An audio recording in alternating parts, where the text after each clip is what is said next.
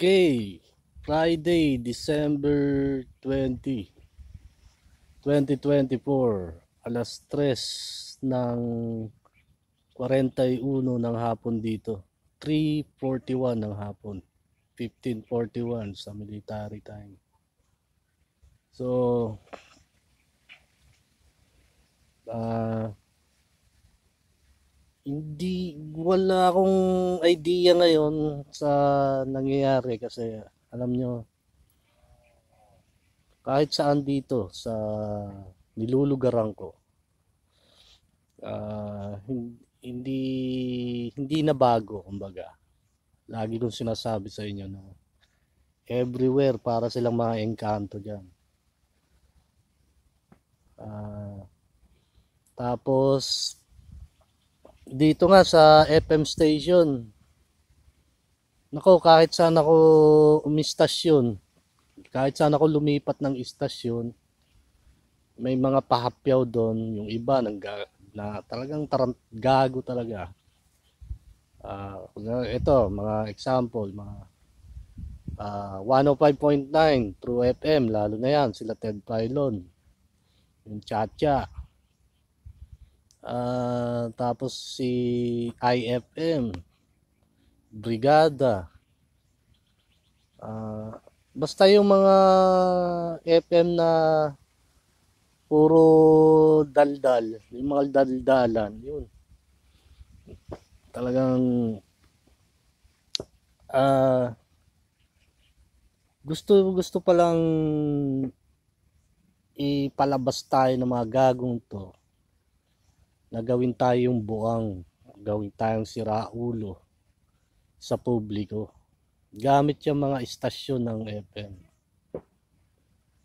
So, ito ring dun din sa bahay, itong nanay ko, para bang laging nagbubulong-bulong dun na may kausap. Yung pala, siguro na instruction na bigyan ng instruction ng mga gagong to kung ano yung mga gagawin niya dun. Alam nyo, naawa din ako sa nanay ko. Minsan, sinasamahan ko siya dun. Kasi alam nyo, minsan wala yung ganang kumain, lalo na pag wala siyang kasama doon. Talagang nung isang araw nga, kung meron lang akong baril talaga, meron akong baril na magagamit. Naririnig ko doon, nakakakain na. Oh.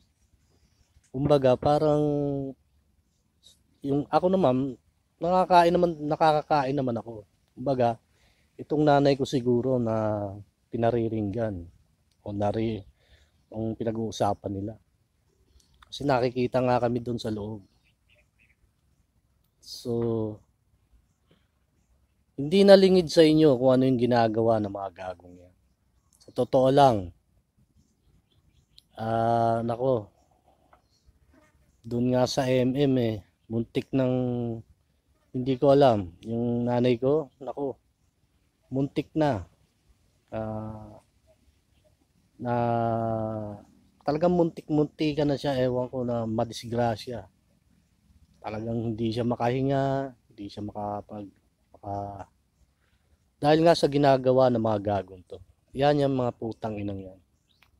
Yung mga gagong yan. Tapos yun nga, narinig ko ng isang araw, nakakain na. Putang ina mo, may baril ako doon. Babariling ko yun eh. Lalang talaga akong baril. Kumbaga, yung mga diskarte nila dito, noonti-unti kaming patay. Ang problema dito ngayon, sa kabila ng lahat na ginagawa ng mga to, napipilitan pang ipagtanggol, pagtakpan ng nanay ko itong mga demonyong to, na kung saan doon din siya kamuntikang naring maridisgrasya. At alam nyo ba, nung pag yan nagkakape, yung kape sabaw, wala yung ganang kumain. Kumbaga, binabalik ko para kumain siya ng maayos. Yun, binilalang ko ng quaker, binilalang ko ng gatas, binilalang ko ng kung ano-ano doon para makakain ng maayos. Dahil nga itong mga gagong to, kanya-kanyang diskarte. Lalo na yun, sila Michael. Bago pa kami kumain, lagi yun. Laging nakaabang yun. Magpapa barurot na siya ng motor niya dyan. Kasi nagpalit ng tambucho yan eh. Tapos yung pinakamalakas yata para magulat kami doon. Kasi wala naman akong pakialam dyan. Totoo lang. Pero kaya kami tawag nito, nagkakapobia. Dahil nga lagi kaming ginugulat ng gagawin. Lalo na pag umiihi ako, minsan. Kalimitan yun, naabangan ako ng putang inang yun. Pag iihi ako, gugulatin na ako ng motor niya doon sa labas. Hindi lang siya, madami pa sila. Kasi nga nakikita nga nila ako doon sa loob. So bago pa man kami kumain doon, didiskartehan na kami doon. Yung gugulat-gulatin na kami doon. Hanggang sa kakain ka na, mawawalan ka na ng gana. Mawawala na yung gutom mo. Imbis na magugutom ka, nawawala. Kasi nga yung acid sa tiyan mo, napapalitan ng iba. So, putang inang sabihin ko sa inyo, sa totoo lang, ibang klase yung mga kriminal na to. Sabi nung iba, may narinig ako yung demokratiko nga daw. Freedom.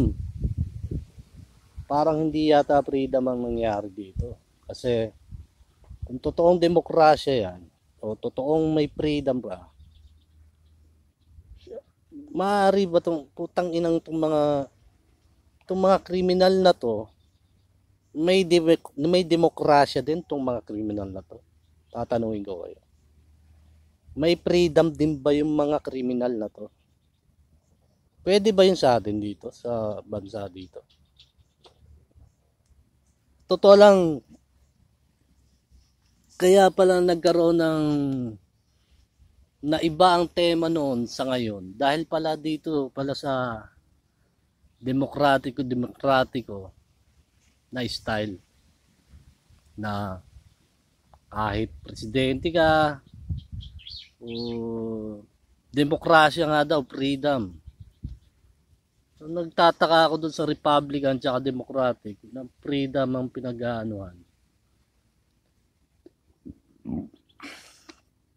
Nakapagtaka na yung Democratic ayaw ng freedom of speech. Dito nga daw, freedom. Dun sa Amerika, ayaw nila ng freedom of speech nung nakaupo pa yung Demokratiko dun. So, nung napalitan ng Republican, pinatupad na yung freedom of speech. Yung freedom mong magsalita. So, hindi ko maintindihan kung anong demokrasya ang ibig sabihin na sinasabi ng mga gagong to. Kasi itong mga gagong to, ginagamit itong mga kriminal na to doon sa plano nila, sa mga ginagawa nilang plano dito.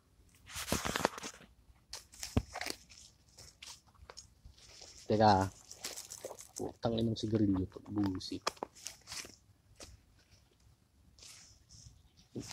Saglit. Wala yung sigarilyo. So, yun nga. So, paano kaya yun? Paano tangina, mabigat. Kasi, antakin nyo, sabihin ko sa inyo, mag-imbestiga kayo dun sa MM. Lahat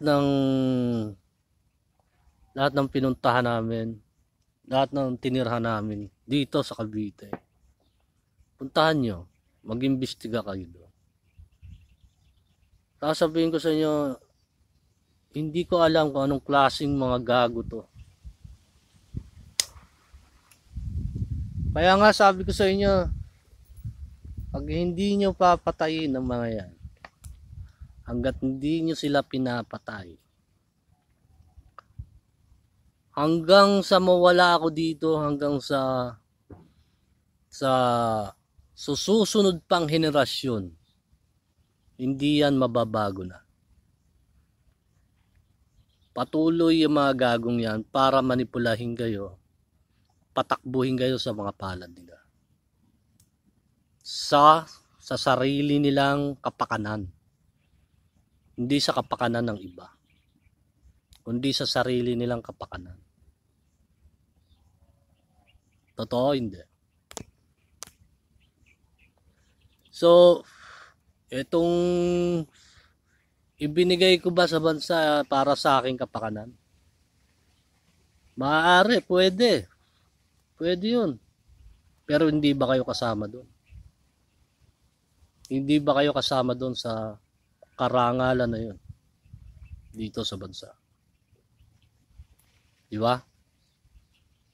So kung hahayaan nyo itong mga demonyong to, yan, mga istasyon ng radyo, FM, mga pinaandar nila dito, kung hahayaan nyo yan, sa susunod na mga henerasyon, kaninong kapakanan kaya nakapabor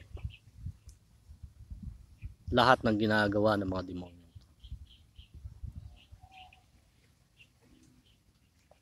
Kanino? May inunlad ba yung Pilipinas natin? Yung bansa natin dito? Ano ba inunlad natin dito? Imbis na magbayad kayo ng utang, imbis na magbayad ng utang yung bansa, yung Pilipinas, lalo pang dumoble. Hindi lang doble, triple pa. Di ba? So kaninong kapakanan ang ginagawa ng mga putang inan to? Kapakanan nino? O baka naman pinatatakbo na ng China yung mga yan. Hindi naman tayo galit sa China, pero meron tayong tinatawag na atin, na bansa natin. Totoo, hindi?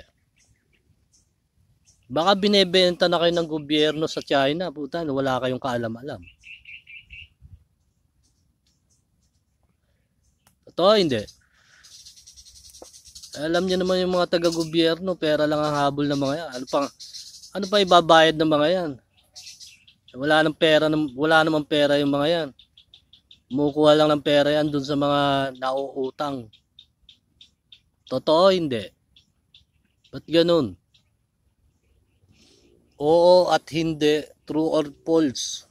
Yun lang ang sagot eh. Di ba? Madali lang sagutin, di ba? Ngayon, hanggat hindi nyo pinapatay ang mga putang inang yan, sa susunod na henerasyon, hindi ko na alam kung anong mangyayari sa inyo. Hanggat hindi nyo yan pinapatay. Tandaan nyo sinabi ko. Minsan lang merong ibubuga ang Pilipinas. Once in a blue moon, minsan sa libu-libong taon, na meron sanang ibubuga ang Pilipinas. Sa ilang libong taon na dumaan, sinakop ka ng Espanyol, sinakop ka ng Hapon, sinakop ka ng Amerikano. Walang magawa. Kawawa yung bansa. Wala siyang magawa, wala siyang kapangyarihan. Minsan lang mangyayari sa libu-libong taon yung binibigay ko sa inyong kapangyarihan. Kaya huwag kayong sasablay. Kasi pag hinayaan nyo at sumablay kayo, mawawala sa inyo ang kapangyarihan. Kaya sabi ko sa inyo, papatayin nyo yung mga yan. Mga huda sa mga yan. Papatayin nyo. Dahil sa susunod na henerasyon, wala na kayong pagbabago pag hindi nyo ginawa ang sinabi ko. Totoo, hindi. True or false lang, di ba? Puta, nabubulol ako sa true or false. True or false lang, di ba? Totoo o hindi, di ba? Madaling sumagot, di ba? Hindi naman kayo tanga. Totoo ba o hindi ang sinasabi ko? Totoo ba o hindi?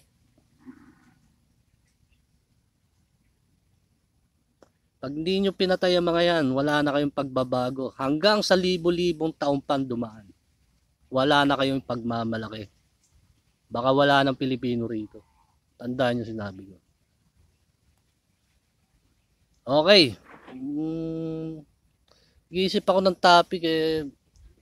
Wala, parang tamad na tamad ako ngayon. Kung mag-isip kayo, hindi sa magtanong kayo doon, magtanong kayo kahit saan. Kahit kanino. So doon, syempre doon sa may utak, wag doon sa tanga. Magtanong kayo kahit kanino. Doon sa matataas, yung may mga pinag-aralan. Yung kayang tumingin, kayang sumistema, kayang bumalanse. Kung ano yung makakaganda sa atin. Diba? Hindi yung ikaw lang ang magtatansya, wag. Hindi yung ako lang ang magsasalita, wag. Dapat magtanong kayo doon sa mga magagaling. Doon sa talagang mahusay. Doon kayo magtanong. Para matansya natin kung totoo ba ang sinasabi ko sa inyo. Okay? Sa susunod na ulit.